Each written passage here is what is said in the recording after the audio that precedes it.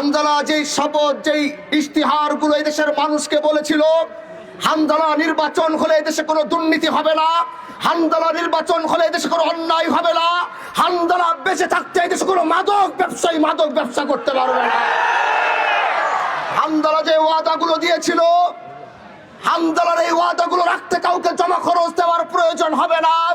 এজন্য হানজালা যে ইশতিহারে যে কথাগুলো বলেছে, সেই কথাগুলো জীবন দিয়ে হলো রক্ষা করার চেষ্টা করবে।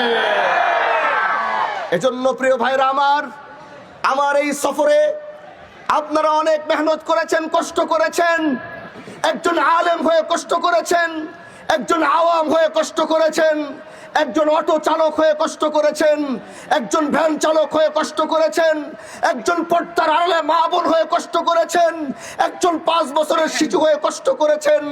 ইনশাআল্লাহ এই কষ্ট কোনোদিন হানজালা বৃথা যেতে দিবে না। এই কাঁঠালবাড়ি হচ্ছে পুরা আমাদের শিবচর থানার একটা ইউনিয়ন, হচ্ছে এই কাঁঠালবাড়ি, যে ইউনিয়নের প্রত্যেকটা কেন্দ্রে রিক্সা প্রতীক বিজয় হয়েছে। এজন্য প্রিয় ভাইরা আমার, এই কাঁঠালবাড়িকে হানজালা কোনোদিন ভুলবে না। এজন্য এই কাঁঠালবাড়ি আমার মনে থাকবে যে এখান থেকে আমি সর্বোচ্চ বেশি ভোট পেয়েছি।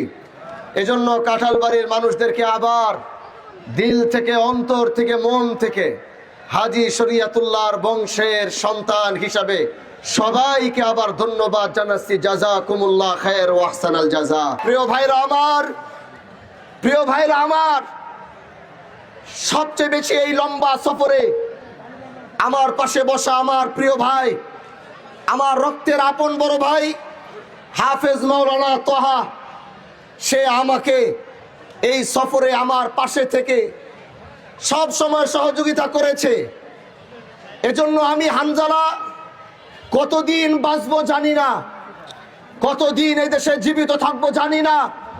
যে ইনসাফের লড়াইয়ে শপথনামা পাঠ করেছি, এই শপথনামা পাঠ করার পরে কতদিন হানজালারা জীবিত থাকবে জানি না, কিন্তু এতটুক বলে যেতে পারি, আমাদের মতো হানজালারা যদি জীবিত নাও থাকে, আবার এই বংশের সন্তান দাঁড়িয়ে ইনসাফের পক্ষে কথা বলবে।